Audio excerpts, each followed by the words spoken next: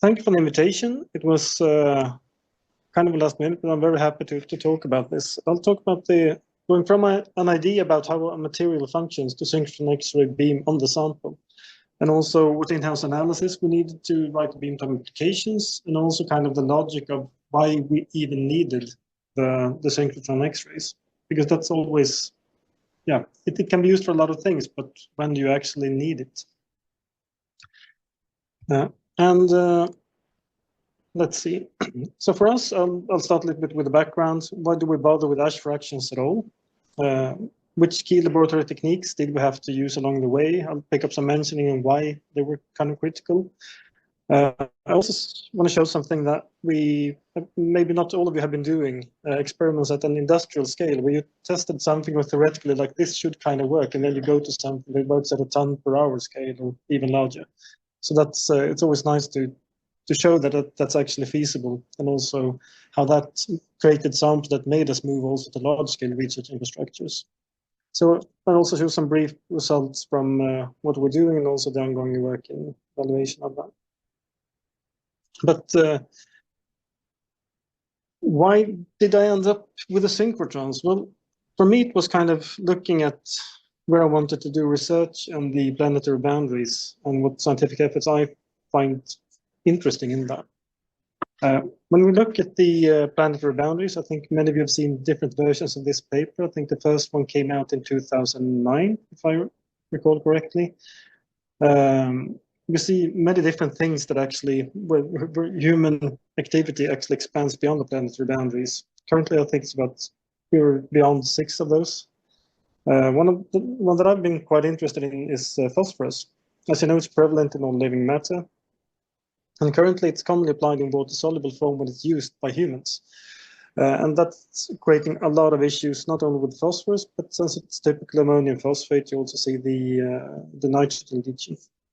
This contributes to eutrophication and affects the biochemical planetary boundary that you see down here on the right. I'll just point it out for you. So down here you have the biogeochemical flows, and those have been exceeded as long as I've seen these papers coming, actually. And if you start comparing that to the actual climate change, it looks worse in the high-risk zone on the biochemical flows by comparison. It's also interesting with phosphorus because it's a critical raw material as defined by EU. Phosphate rock is on that list, but definitely the elemental phosphorus. That motivates recovery at the points of emission of this, but also circularity from underutilized streams. And this kind of was where I came into this, because it's been with a background from chemistry, working with different compounds synthesis, moving more towards large-scale systems like energy systems. This has been it's one of the key elements in those systems as well. So how does it then work with the material flows in bioenergy? Just a brief thing about bioenergy. It has been identified as a key part of reaching climate goals. But to reduce the use of forest biomass, we see the residual streams and fast-growing crops to be favored in the feedstocks for that. And it's also really important to consider the balance with the conflict of interest with biological diversity.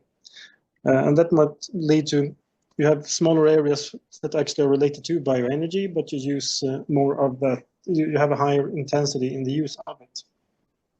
This also needs to then be combined with a safe and secure application of things like phosphorus fertilizers or nitrogen fertilizers.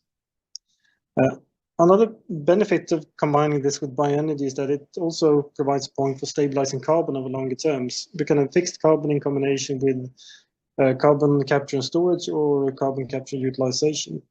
We also see that by using the residual streams, the fast-growing crops, or to some extent also the waste streams of society, we can use biomass to X to replace fossil carbon in complex chemical products. And this is, I know many people here aren't in energy technology, but biomass to X is essentially a gasification where you break up the carbon matrix in a small enough fashion so you can actually resynthesize different chemicals from that instead of starting from an oil product, which is where a lot of these things actually come from today. We can also do pyrolysis to provide C fixation in biochars or coals coming from that. And that's also, of course, been an important part. Related to that, we also see the nitrogen recovery emerging, mainly targeting the NOx absorption in combustion, but also some ammonia in gasification, where I'm also working with an Austrian research institute at a pilot scale. So that's kind of interesting. But today we'll be talking most of the phosphorus recovery from separate streams. That will be the focus of today. And when we talk about where we take it from, I figured this is a pretty good thing to show. So this is the lab we'll be talking about today. This is from an industrial scale system. We will actually do phosphate synthesis, is what you're looking at. We've done a careful calibration of what biomasses and waste streams to put together to actually do phosphate synthesis at a decent enough scale. The feed-in rate is about 1 ton per hour, and we will see a little bit about what that ends up like. But phosphorus circularity, how do we reach it in practice? When we look at circularity of elements, it requires quite a lot of efforts on the sourcing side, but also in recycling. Typically, this is targeted sectors where phosphorus emissions are regulated, and that's why the wastewater sector has been, the wastewater treatment sector has been handling a lot of the this problem, because they need to clean water, which is super nice, but that also means that it's easy for lawmakers to say that, well, you're the only one measuring your phosphorus actually being emitted, so it's your fault if it gets emitted, and that kind of doesn't take into account the leaching from agriculture or other human activity, but at least it's a starting point. That phosphorus is often recovered either from dissolved phosphorus in the water phase, precipitated from that, or it could be from a solid residue, such as the sewage sludge or the ashes from them. Especially the sewage sludge has yielded substantial interest, but we're seeing more and more demands coming on the recycling also from industries that are really important in Sweden, such as the pulp and paper industry. We have plenty of digestate biosludges, fiber sludges that are actually quite interesting. And this is also stemming a little bit from the concentration and also just the sheer volumes of those masses that carries a lot of the actual phosphorus use in Sweden, and it could also recycle. If you could recycle part of that, you could cover it to a large extent. There are also other different strategies developed or under development with biomasses of interest. Now, today we'll mostly focus on the co-conversion in a thermal process. But one thing that always bothered me in relation to the planetary boundaries when I hear about these recycling efforts is that you target something like the pile on the right.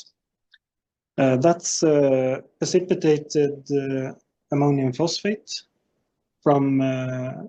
produced from sewage sludge ash. So you have taken the sewage sludge ash that's rich in phosphorus. You have leached out the phosphorus using a lot of acid, but using another side stream that's also an environmental hazard. And then you start creating the very chemical that has the high leaching rate that's producing the leaching that we see in the biogeochemical flowchart. So even though you're cycling, theoretically cycling, yes, we're cycling the phosphorus atoms, but we're still taking ammonia captured from the atmosphere in Haber-Bosch, super intensive in greenhouse gases, and then co-precipitating another really, really easily soluble phosphate. So while this circularity is definitely there in processes like this, I'm not sure the sustainability is quite where it should be. That's also why we went a little bit further on that. So the question we are kind of looking at, if we can reduce the use of industrial phosphates contributing to biochemical flows, or at least reduce the footprint in the upgrade process.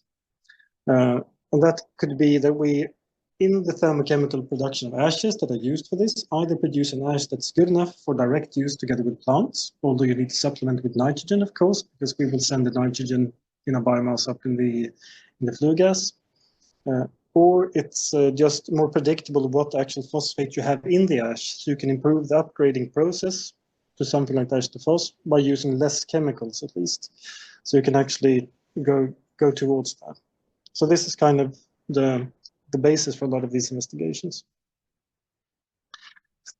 But to get there, we kind of need to understand the starting point. And this is one of the homeworks that I think is really important when we start looking to where do we go, what do we need to know before we apply for a beam timed at large-scale research facility? Like, you need to know your starting point for your material. In our case, it's an elemental analysis consisting of at least carbon, hydrogen, nitrogen, oxygen, and then about 28 other elements that you really need to know just to understand our process anyway internally.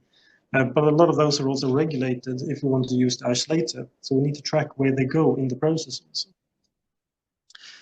So in this case, we'll be talking a lot about biomass together with the sewage sludge, because it makes sense from the bioenergy perspective to do it like that. In the terrestrial biomass, if we use that, we typically have some lignocellulose. So it's going to be either agricultural or a forestry biomass coming from that, or a residue stream from it. What's typical for those is that they have long structures internally. You have quite well-defined carbon chains, carbonaceous matrices that you can actually track and also make a biochar out of. And it's also quite easy to understand what's coming with it. The main difference is usually the actual silica content that's governed by how much soil is actually stuck to it. So that's always a part of the elemental analysis going up and down. We've also been working actually with aquatic biomass. That includes both microalgae and macroalgae, both grown at using essentially carbon capture, where we're growing. We have a colleague growing microalgae on flue gases coming out of a bioenergy plant.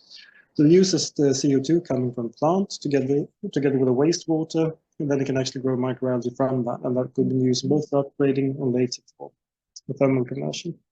But also macroalgae that was from one of the sea farm projects outside Gothenburg. And those are also quite interesting because sometimes they get unwanted things growing on them, but that works fine for thermal conversion. But from the phosphorus side, it's also interesting with the sewage sludge, of course. And that's the pile you have up there on the right. When we picked up a few tons for these industrial scale experiments, usually it comes like this. It's not very clean, and you have many weird things both inside it, but also added as extrinsic material. And that's just what you get. And this is also why it's important to go up in scale, so you see how it will look in practice, because that might impact a good idea quite intensely. For us, we usually do the elemental analysis of these with the ICP techniques, usually with an external certified laboratory, but that requires sample dissolution. And I think probably a few of you here have been working with silicates, and then you know that the standard technique is not really great for the silicate dissolution. That's something we sometimes need to employ different labs for. We don't want to work with hydrochloric acid ourselves, so we ask someone else to do it. For the carbonaceous matrix, we often just do TCD. But we need this elemental analysis to understand the starting points in the ash-forming elements, where phosphorus here is marked in red. And then we have other elements controlling in which chemical form we can find it later. And this is something that we've been working quite extensively with, just understanding how we get there. So this is a horrible plot, and you do not need to understand all the colors. But what you're supposed to take home from that is that we actually put into a theoretical modeling tool using thermodynamic chemical equilibrium calculations to understanding which compounds would be most stable under different types of thermal conversion. Here we're looking at if we can predict which phosphate type we're making with different types of biomasses. So that's essentially what all those spots mean. Each individual spot is an actual fuel analysis taken with, for example, ICP, ASMS, that we've then put into the thermodynamic equilibrium calculations, calculated, so where would you end up? And then we plotted those out. So I forget how many it is. It's close to 100 at least. So I think that it's been a decent way to model it and try to understand it. We've also seen that we end up in very specific phosphate compounds that we can also then make reasonable plant experiments with, because this is also something that's been a thing we've been running into a lot, that we read a lot in literature about ash experiments to get the plants to see like, are they good for phosphorus as a phosphorus source? Are they not? And literature says yes, no, maybe somewhere in between. But usually when you read literature, they say, oh, we used an ash. We picked it up from there, and no one knows the fuel going in, so we don't know the chemical composition at all. Sometimes they just say, we have this much carbon left in it. Yeah, but that doesn't help me if I don't know the phosphate you're trying to give the plant. I don't know what temperature you've been using because you haven't mentioned the process. Is it a bubbling bed, a fluidized bed, a fixed bed that you're casting? Is it a flame, a powder, or what is it? So those are things we actually really need to know to kind of understand and interpret the plant experiments.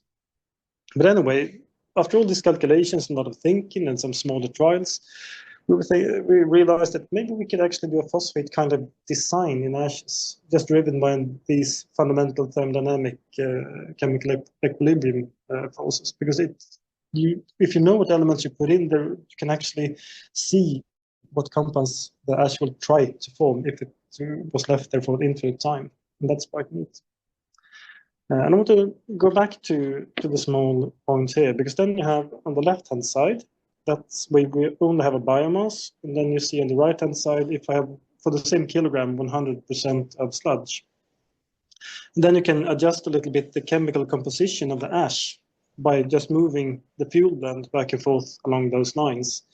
And then we see that the biggest change essentially occurs somewhere between 5 to 10% of addition of sludge. And the reason for it being that low is that if you look at the sewage sludge, it has an ash forming matter or inorganic content of about 40 to 50%. And the biomass will have somewhere maybe 5%, 8%. So that's why we end up with those blending ratios. And it turns out that that's also quite favorable looking at the energy content that we would need to drive a bioenergy process. So it also makes sense from the kind of energy technology point of view. We also fix a lot of internal issues inside the boilers using this, but that's not the topic of today. So then we took those experiments and went into practice. And these SEM EDS maps, so that's scanning electron microscopy coupled with energy dispersive X-ray spectroscopy, kind of tells us a lot about something that we cannot get by the just standard elemental analysis. We get a spatial distribution of elements. And I think besides being nice images, it's also super helpful for us to understand, well, could we even go for the equilibrium? The example I have on the right here is combustion made, I think we were running this at 1200 centigrades in a powder flame. Sewage sludge together with a wheat straw in this case, and also a sunflower husk. So those are also agricultural residues together with the sludge, and this is kind of the theme for today. And we see this discrete crystallites form. We see iron precipitating separately because iron is being added a lot in the sewage sludge wastewater treatment process. So that's why we get those distinct crystallites. And in between, we get these brighter areas with the phosphates actually crystallizing. And the darker areas in between is a silicate melt matrix that just takes what's left over that the phosphates didn't need, essentially. So we started with ICP analysis, getting the bulk concentrations. After doing some combustion tests, picking up the ashes, we see the actual distribution in space of these elements. And taking it a step further, then I can actually, for all of these phosphate lines that you see, I can see with X-ray diffraction which crystalline phosphates I have. And then I can actually take those, go back to the triangle with the way too many spots and check, well, did I end up with the predicted phosphate or not? And that is pretty neat. And this also tells us that we can actually alter the phosphate speciation in thermochemical conversion. So I can, by changing the elements available, I can push this back and forth using thermodynamics, essentially. And actually then start targeting a few different phosphate types. We also found that we always find the phosphorus most in the crystalline material overall, and also in the bottom ash fractions, and we separate it from a lot of the heavy metals, meaning that we essentially, by doing thermochemical conversion of these types, targeting phosphorus recovery, we remove cadmium, which is always nice. we get rid of a lot of the zinc away from the phosphate-rich parts. We also move some arsenic if we go hot enough, and we see some temperature sensitivity in there. So essentially, we can use temperature, fuel blending strategy, and the process type to determine the effectiveness of this phosphate synthesis at these temperatures. What's popped up over the years, almost irrespective of what type of fuel blends we're working with, is that we end up with something in the Whitlockite class of phosphates, and they seem to be almost unreasonably stable.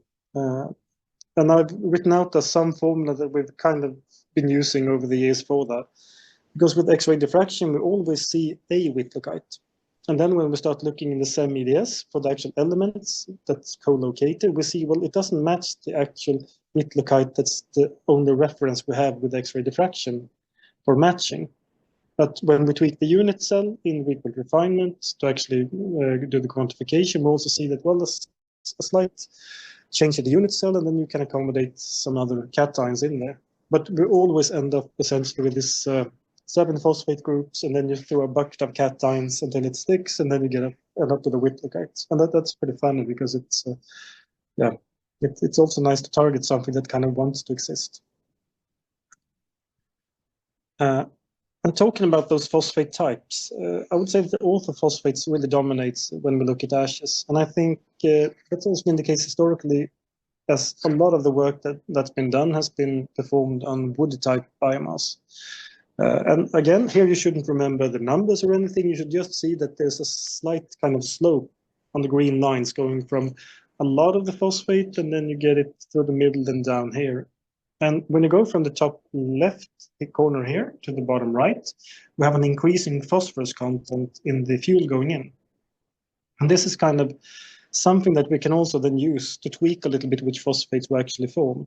So on the left, on the top left corner, it's like bark, very rich in calcium. And then we drop the calcium to phosphorus ratio going all the way down here. We will have very high potassium to phosphorus and lower calcium to phosphorus. And then we end up with this P2O7, the pyrophosphate.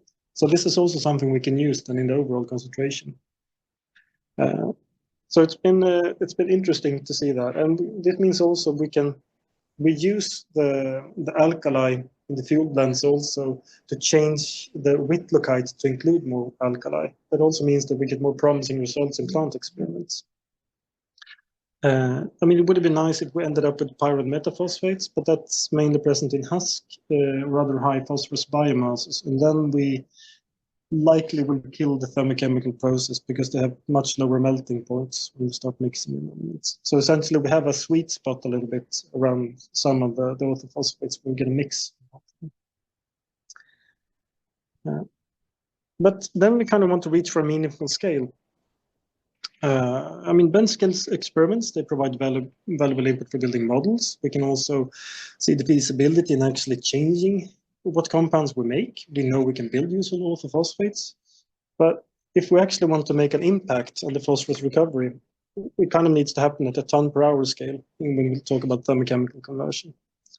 So in this case, we have a BioPlus project where we got access to Skellefteå Kraft's facility Forsbacka in Lycksele, a municipality in the northern part of Sweden.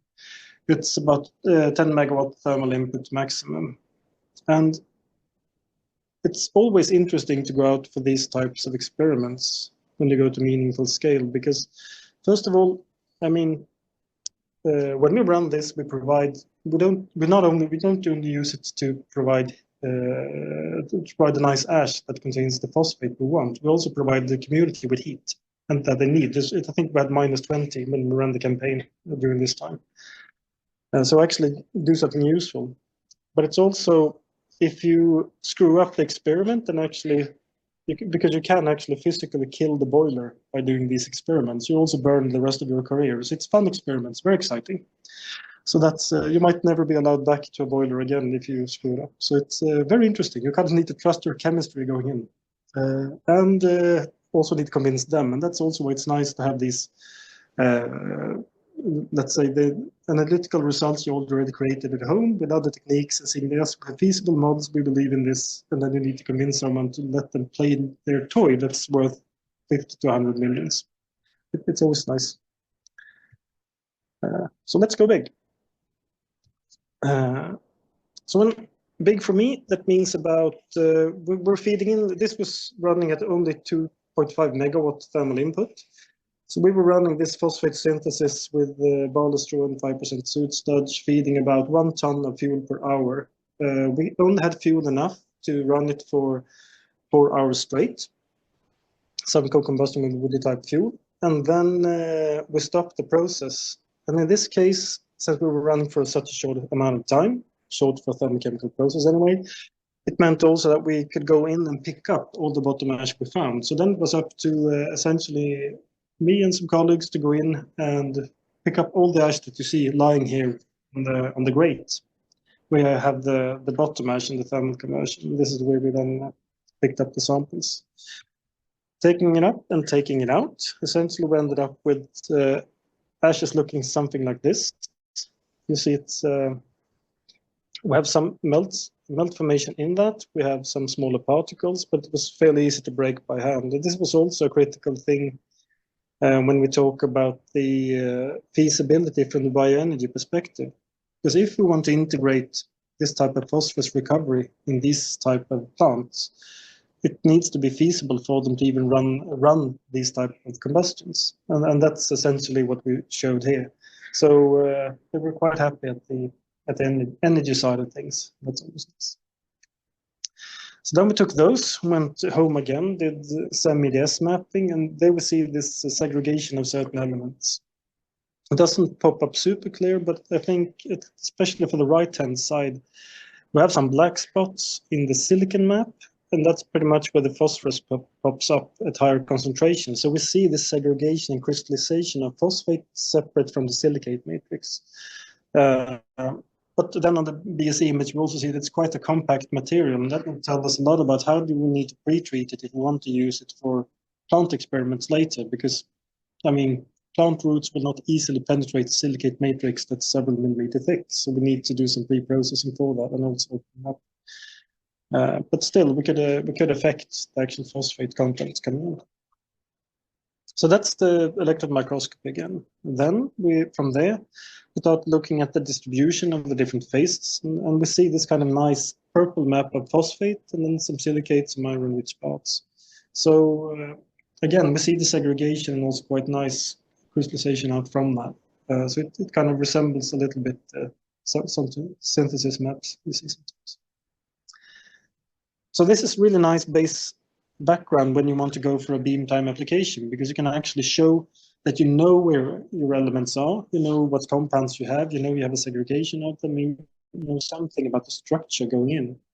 So I often, when I do a beam time application, I try to attach an image like this from electron microscopy or something else with an EDS, because it really helps the reviewer also to understand that they need to know that you know your material well enough to understand what experiment you need at the large-scale research facility. Otherwise, it's like, yes, you may have a good question, but you haven't done the homework. So are you sure you really need this beam timing in competition with someone else? So these types of things are always nice to actually include all that. Going from there, we also did the X-ray diffraction at home for the crystalline phosphate. So this is just showing the relative share of phosphate in the crystalline content. And then we have about 15 to 20% of crystalline phosphates of the total crystalline part. And this is in materials that have maybe 3% phosphorus by mass in the actual ash. So it's very overrepresented in the crystalline content. So it's very nice. We see a large degree of crystallization on the phosphate specifically. And then the two different biomasses. But the trends are quite similar. We have about from 10 to 20 for the reed canary grass, that's more silicon in it, and then we have more on the ballast. But why do we need synchrotrons to go from here? Well, for our part, it's a lot about the heavy metals and trace elements. Gina there, who's doing all the analysis I've shown so far, she's working with as a Prisma's PhD student looking at the oxidation state of chromium. That's one of the regulated heavy metals we need to understand in ashes and fertilizers to know that we can actually apply them safely if we want to replace these highly soluble industrial phosphorus sources. And the oxidation state of chromium is especially interesting for experiments like this because, as you saw in the combustion, everything is lying directly on a steel surface. That's high temperature alloys. They contain chromium, and sometimes you get a kind of donation from the actual boiler into the ash. And of course, we don't want that, and we need to know if we need to wash it out or not, and also the permitted concentration of chromium in general for an ash that you would apply as a phosphorus source or as a fertilizer. That's 60 milligrams per kilogram. But if you have hexavalent chromium, it's 2 milligrams per kilogram, and that's quite a different story. So we really need to understand, do we produce this hexavalent chromium or not in the thermal conversion? So that's one thing we're looking for. And you have plenty of elements on that list. We also do a lot of morphology in 3D. So we want to understand the relative spatial location, because that helps us later when we want to do plant experiments also, like what's the actual size we need the particles, how can we have the actual interaction between root and the particle. So with the techniques we generally apply the X-ray absorption spectroscopy to get local structure of elements and oxidation states, fluorescence with concurrent mapping. So we don't only do mass spot, actually map it out, do microtomography to get properties like porosity and the contact with surrounding water. So this is actually a gene mounting a sample at the Danmarks beamline here at Max 4 down in Lund. So on this we actually did the combination of X-ray diffraction and tomography. So we could start mapping out a little bit if the crystalline content in 3D. But I think the homework is really important for these applications. That what from my perspective you really need to have in there, like elemental maps either showing the element you're interested in or proving that you need extra fluorescence to actually find your element. So you know something about that in the sample. For my case, I really need X-ray diffraction showing that you have an understanding of the structure in bulk, but also pinpointing that, well, I get my powder diffraction from a large area at home, but I need the local structural information. Then I need a synchrotron beam to get the resolution I need. And that's also a really good reason to go to large-scale research infrastructure when you really want to find resolution for X-ray diffraction. Another thing that should be included is elemental analysis, or at least like showing that, yes, we've already checked that I have the element to be probed. This has happened actually a couple of times, that a colleague is preparing samples and then you get them from the colleague or you have them yourself, and some, yeah, but that one should have this element that you're probing, and you spend some time looking for it and, oh no, wait, it wasn't there. That's kind of time not well spent. That beam time could have been used better by someone else. You really need to be certain that you have the element you're looking for. And another thing that I always like, that's really important that you point out when you do these applications based on the analysis at home, like stating that, well, I took all these steps and I got this far. I have one step more to go, and I cannot do it without the large-scale research infrastructure. And that part is also super important to show that you've gone a long way, but that's like the critical part to get there. And of course, for X-ray absorption spectroscopy, you can do it in lab scale, but it's always much faster and better at the same. Yeah. So just want to show lastly some of the stuff we did at Danmarks in, I think it was October 2024. We just collected data, so we're still looking a lot of that. It took us, I think, I